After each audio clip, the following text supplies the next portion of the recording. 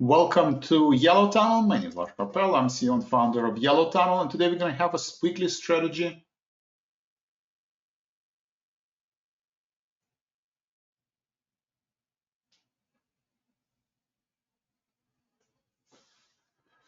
Talk about weekly strategy roundtable and answer any questions you might have about your subscription. For those of you who are new, welcome. If this is your first live event, do me a favor, type in first. Always want to welcome new subscribers. This is my brief bio. I was Executive Vice President, Head of Technology at Options Express from its inception through 2007. Options Express was an online broker-dealer acquired by Charles Schwab. Worked at hedge funds and broker-dealers in fintech space here in Chicago. I decided after Options Express went public to manage my own money. I've been doing that for over 15 years. Started TradeSpoon in Yellow Tunnel 14 years ago, 2012, 14 years ago. We have Keith Harwood, who joined me from Options Hotline to manage live trading room. Keith brings a lot of experience in trading options and futures on the floor and at the hedge fund. I'm going to go through specific trade setups and trade ideas, so it's important to understand disclosures. Please read them. If you haven't seen the disclosures before, I encourage you to visit optionscreening.com to understand the risk associated with trading stock and options. You can always pause the screen to read the remaining of the disclosures.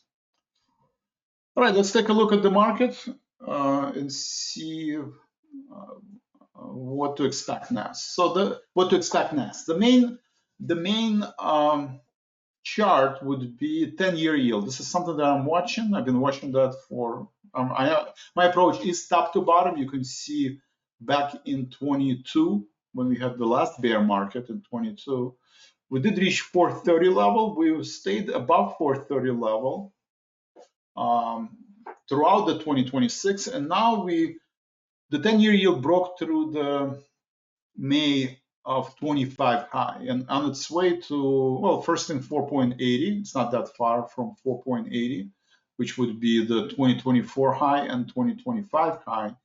And then 23 high would be around 5%. So multi-year high was the fear of inflation. We had hotter than expected inflation data, CPI and PPI data last week, and yield across the world, not just in the United States, but in Japan and Europe, rising, right? The yield is rising because the expectation that Fed will start raising rates to combat the inflation, and inflation is not the situation in the Middle East is not transitory, but more of a structural change that will take few quarters to unwind, not just a few days or few weeks.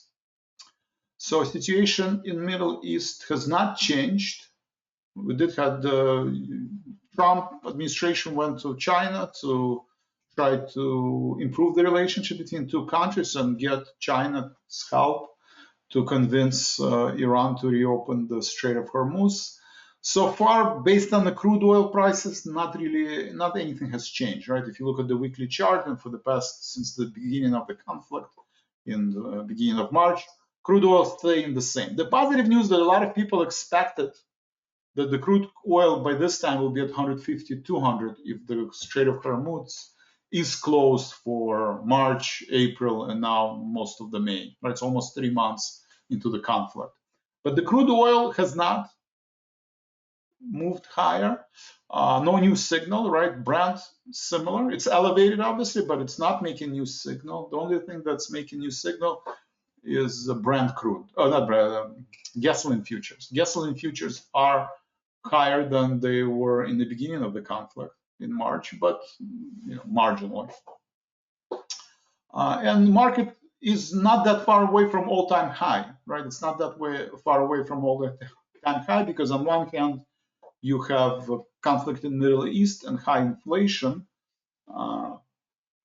which I'm not sure if it's transitory or more of a longer-term impact on the global economy, versus AI, right? Agentic AI, and you have companies like Google, Amazon, Microsoft, and any companies that support build out of data centers and AI computing to support agentic AI continue to rise. And SPX is I mean, for all practical purposes, is at all-time high, 73.85, slightly down today, off the session lows at 73.33. So what to expect next, right? If you look at the Bitcoin, also pulling back, but no new single, kind of trading in a narrow range. We had emerging market pull back off the session lows, and the copper and metals miners pull back off the session lows. So let's look at the June, right? If you look at yellow tunnel, at the aggressive power trader model that runs every day,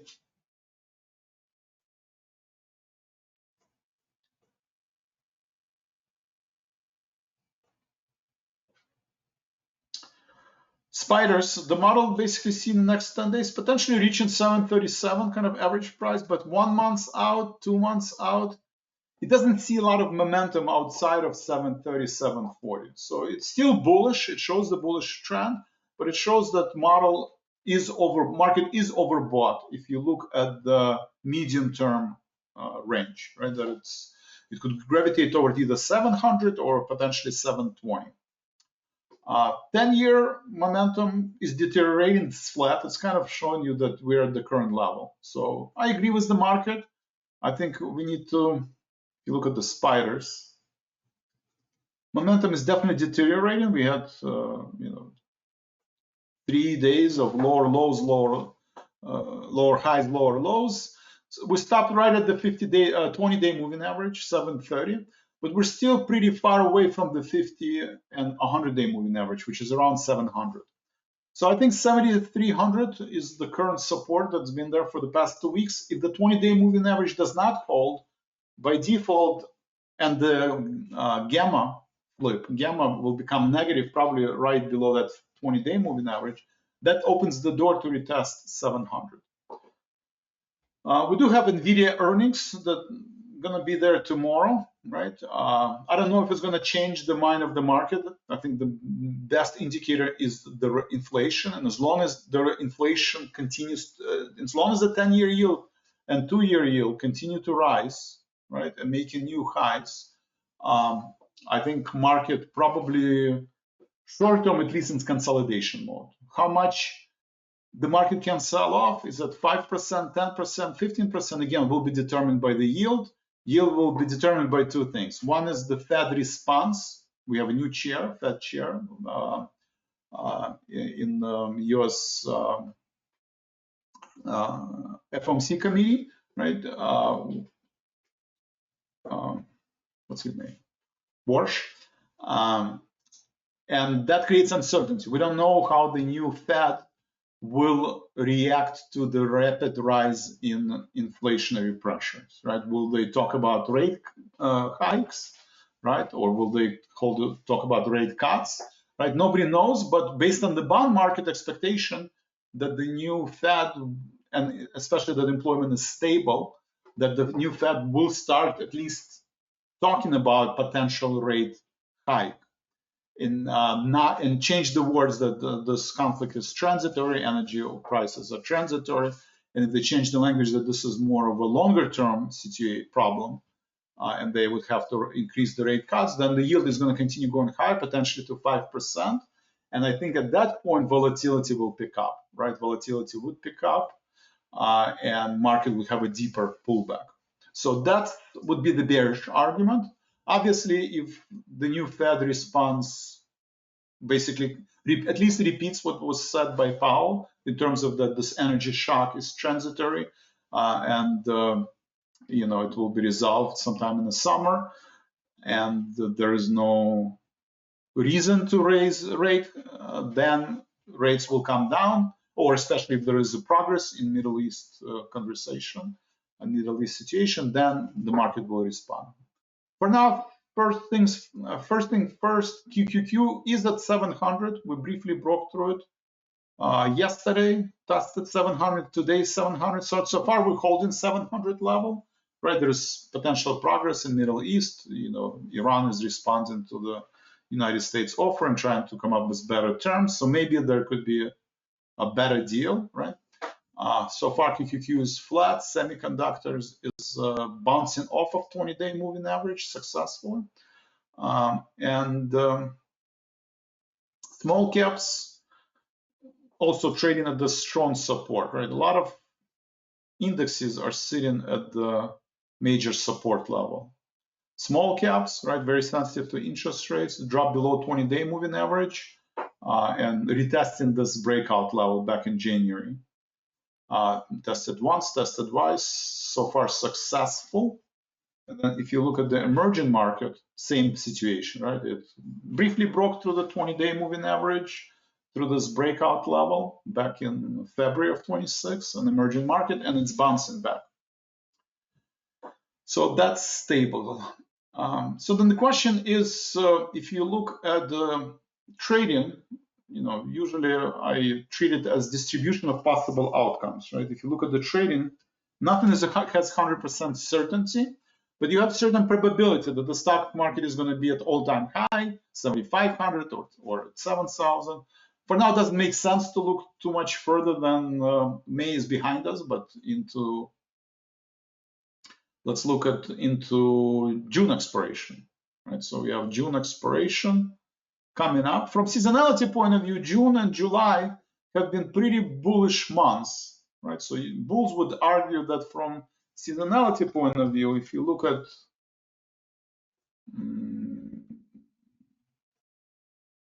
'25, right? We've made new highs back in June, and July continued all the way through August, actually. Continue to make new highs. Back in 25, similar situation in 24, we made new highs all the way through July, right? End of July until we had a 10% pullback in 24. And in 25, I don't think we had a meaningful pullback. We didn't have any meaningful pullback until, beginning of this year. So, and then 23, same thing. In 23, market reached kind of the top after the Q2 earnings. So, it could be similar where market reaches the top by end of July because people are still, earnings were great, where earnings are behind us. Everybody is looking forward to the next earnings cycle. So that's the distribution of possible outcomes. On one hand, we can reach somewhere between 70, you already see people are building position in 7,600 and 7,700, right? So scenario number one, we're continue to make new highs. We get to the 7,500, we get to the 7,600, maybe as high as 7,700 between now and the next earnings cycle, end of June, middle of July.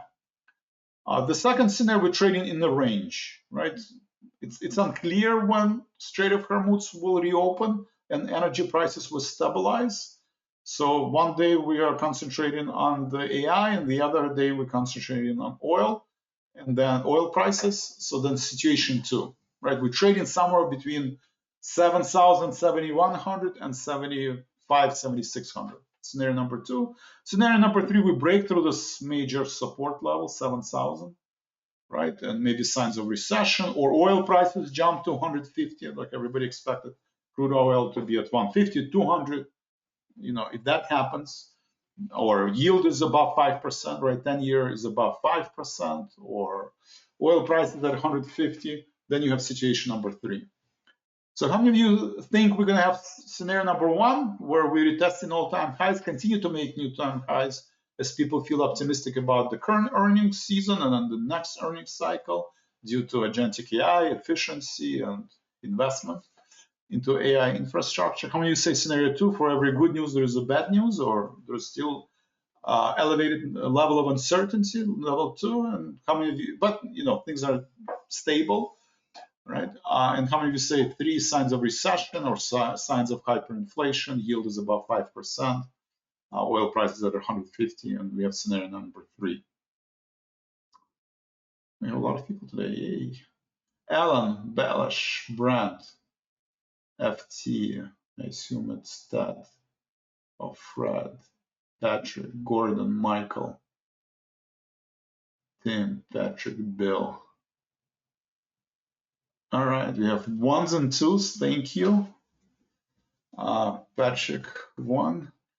I'm going to go with two. I'm going to go with Bullish. I'm going to go with two. I think we are trading in a range.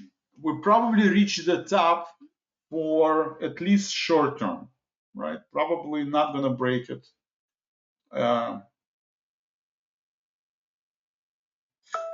Anytime soon. Maybe second half of the year as we approach in the midterm elections.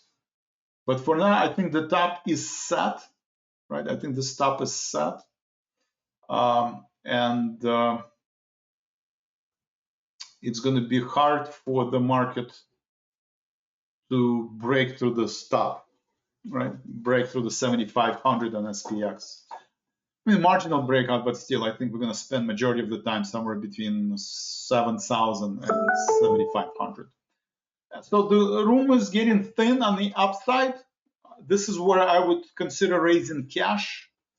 Maybe hedge your portfolio, maybe buy QQQ put spread, maybe sell calls against you. You can be tactical and trade our active trader signals, but again, very important to keep your stop losses correct, tight, right? And follow your trading plan. So if you're new to Yellow Tunnel, if you look at the active trader, aggressive power trader, you can see, especially in the beginning, you only want to have you consider only having 4 active positions at a time with maximum loss of 2.5% of account value per position, right? So your maximum exposure to the market is 10%. What do you do with the rest of the 90% of your portfolio? Well, I propose now maybe 30 or 40% of your portfolio is in cash, because when the market pulls back, you want to have an opportunity to add, especially if you think that the market is overbought. And the rest of the position, 30, 40% of your portfolio, you can have them in indexes, right? If you're risk averse, with the JEPQ, right? JEPQ actually outperforming the market today, pays you 10% dividend, right? So even if there is a pullback, 10, 15% pullback, every month you get your dividend payment. So maybe JEPQ makes more sense. JPI, right, pays you 8%. That's even more conservative, even though it's been underperforming the market this year. It did bounce back, but it kind of rolled over. So I don't like JPI, but I do like their dividend payment, and this is more of the value stocks. We do have kind of narrow participation, right? If you look at the percentage of stocks above 20-day moving average,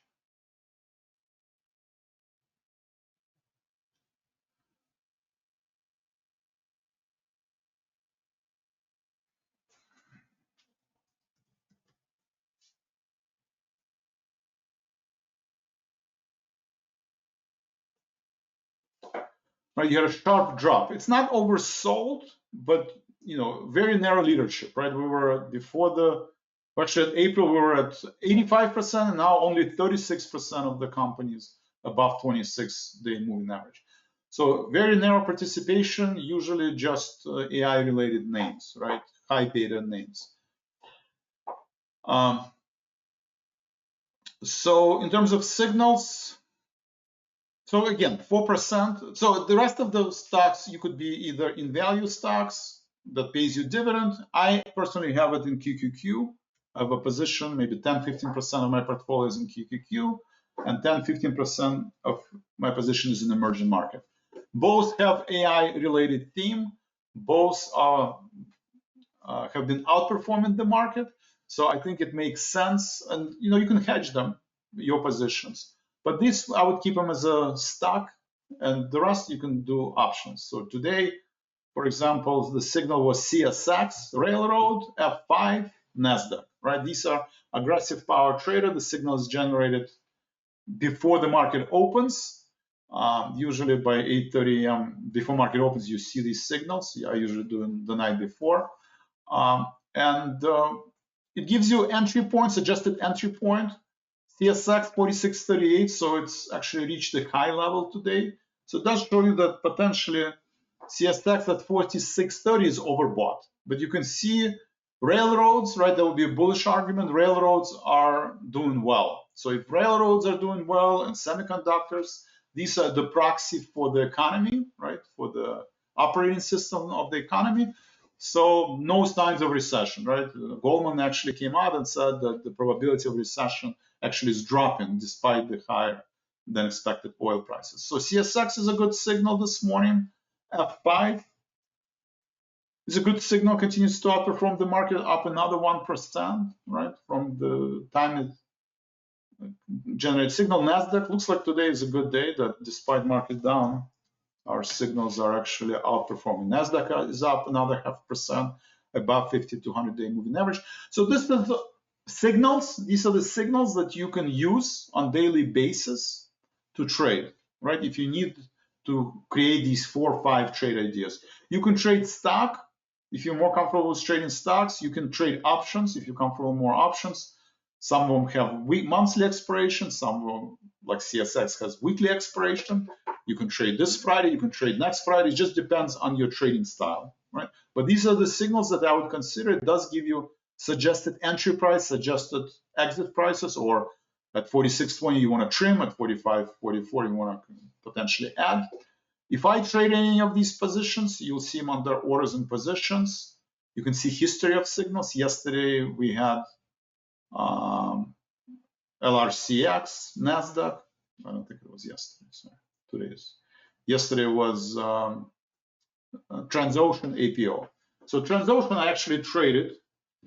So signals that I do trade, you can actually see them in my portfolio, and that's Dynamic Power Trader and Profit Accelerator.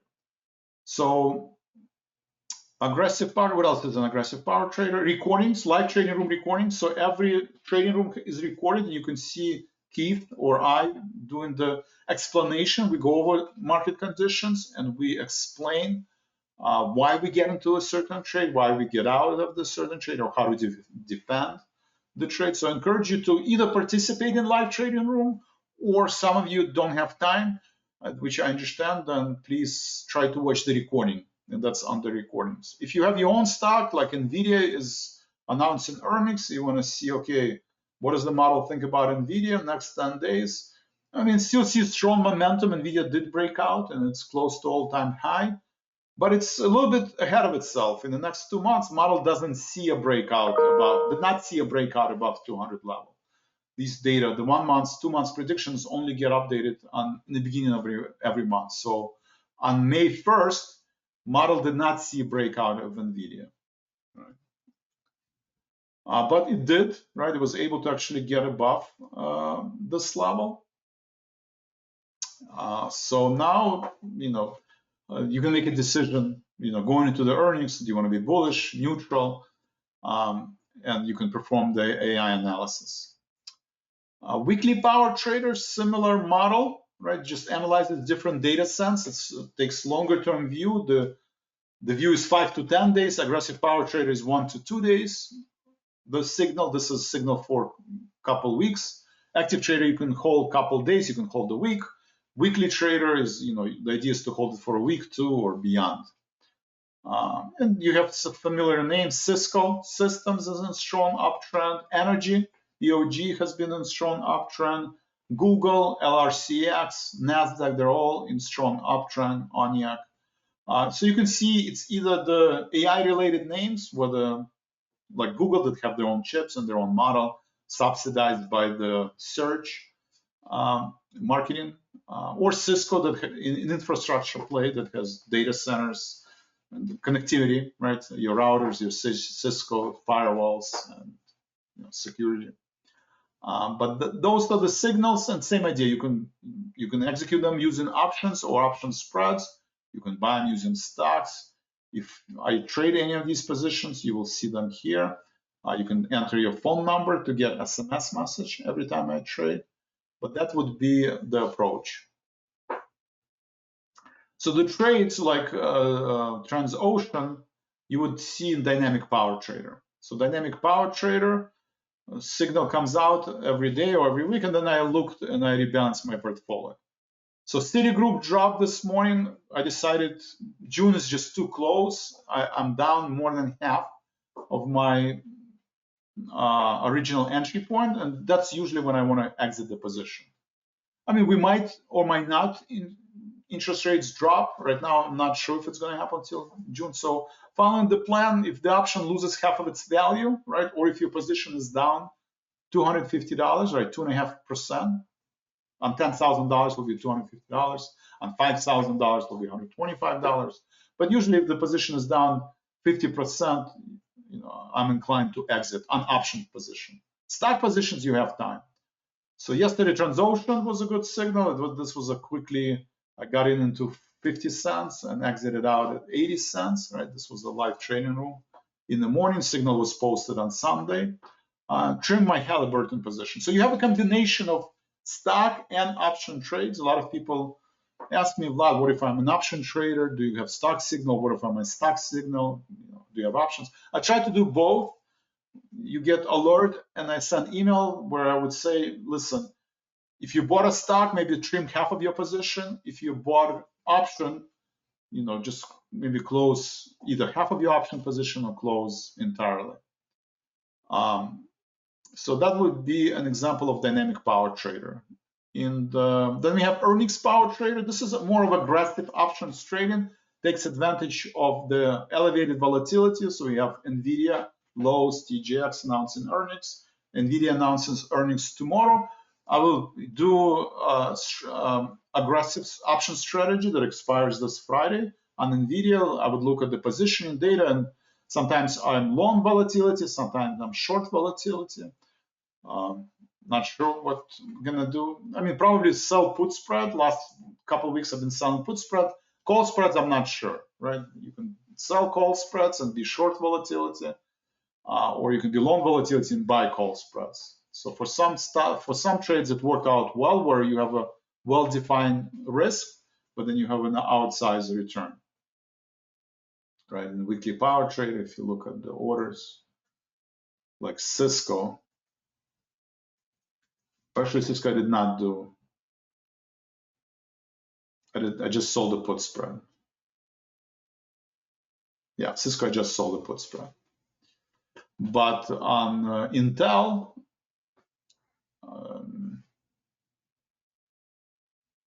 Google I bought. Google I think I bought.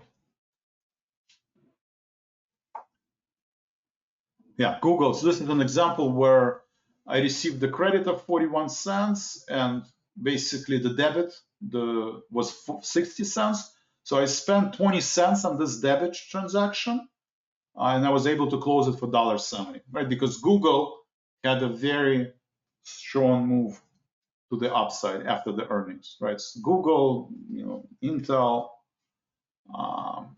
after the earnings, you have a sharp gap. Then it makes sense to build the long volatility. So this is where you will, I try to risk small amount of buying power to have this outsized return, maybe 50% return, maybe 100, maybe 200% return.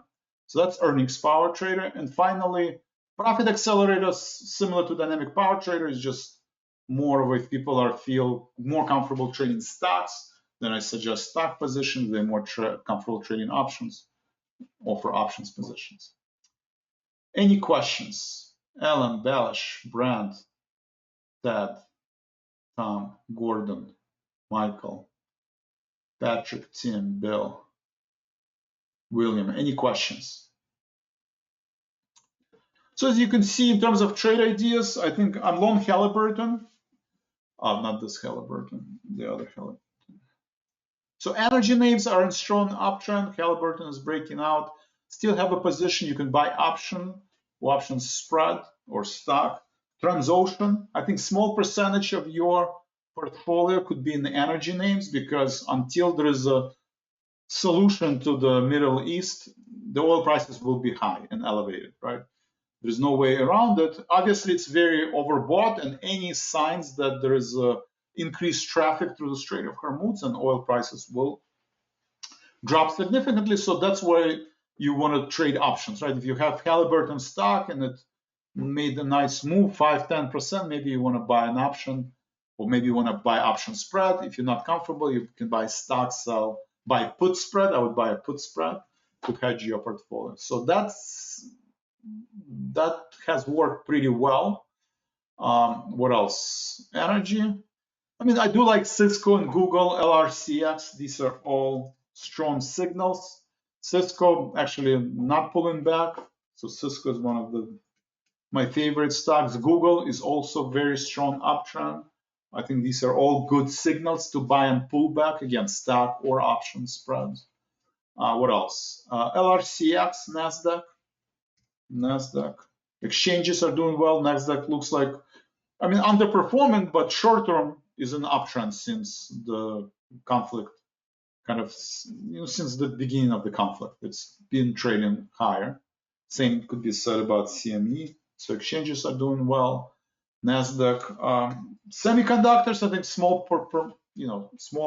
position in semiconductors as a leading kind of proxy for AI trade, I think also makes sense. So those are the signals from the weekly power trader that I would consider, adding to your portfolio if you have cash and you want to take advantage of them. Any other questions? That's my opinion on Micron. I'm bullish on semiconductors. They are extremely overbought, right? So Micron is actually up. So you could say 20-day moving average is a good entry point for some of these stocks. I do have Qualcomm, I believe.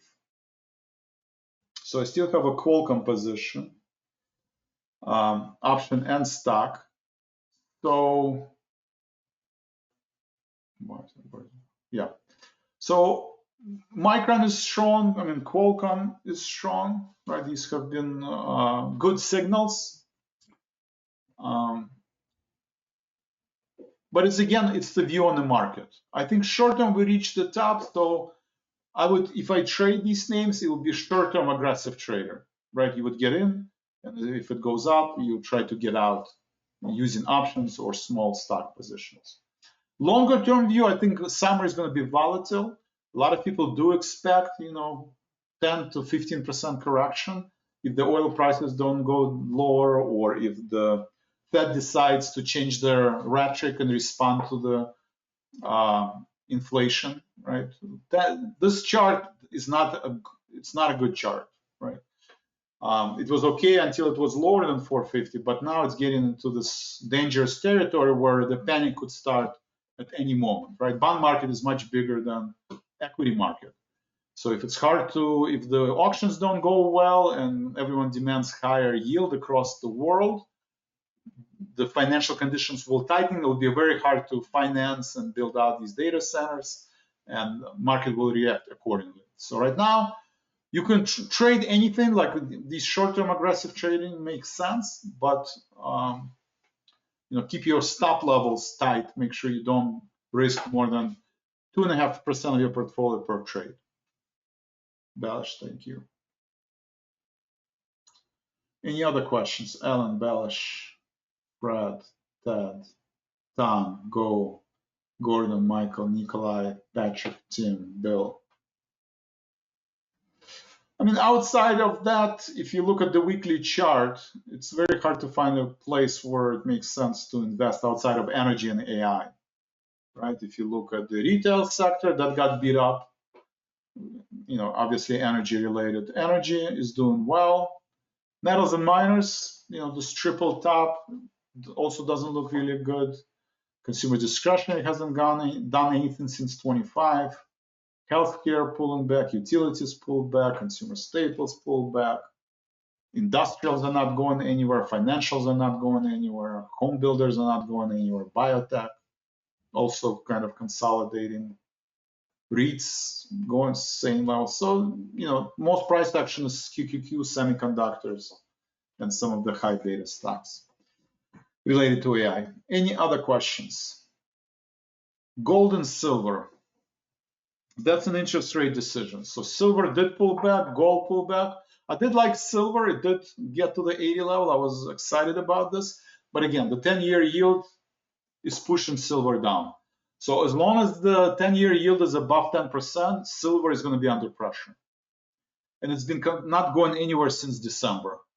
So this is, you can trade anything, right? I would, again, do short-term trading. You can do it with silver and gold. But longer term, I think this digestion period is going to continue well into the summer, right? So I don't, you can try to squeeze some of these 10, 15% move, but then you have to have a tight stop levels. But I think gold and silver is just going to be range bound for, especially as long as 10-year yield is above 4.5%. Any other questions? Thank you for participating. All right. Thank you very much, guys. I appreciate your support. You can go to pricing, consider, we do have 30-day money back guarantee. I know some of you have subscriptions, some of you don't. So go to pricing. You can sign up for any of these services, and we give you a 30-day money back guarantee. So if anything, this is a 30-day free trial. No risk involved. You can schedule a call with Keith. He can help you with trading plan, explain you the services, how to use them. So if you haven't done that, take advantage of that. I'm going to put that here. And then if you're looking for a trading, or auto execute service or better commission structure, consider, go now. We do have marketing relationship with Avantgarde. You can click go now, go to Avantgarde, and you could trade as low as 65 cents a contract, right? Including exchange fees. So 65 cents a contract, no minimum. So that's a pretty good deal. And obviously, if you're looking to auto execute some of these trades, you can participate as well. That's all I have for today. Thank you very much. You guys are awesome. Same time, same place next week, 12 o'clock Central Time, next Tuesday. We'll have Nvidia earnings. Not sure if we're going to have any clarity on Middle East and interest rates.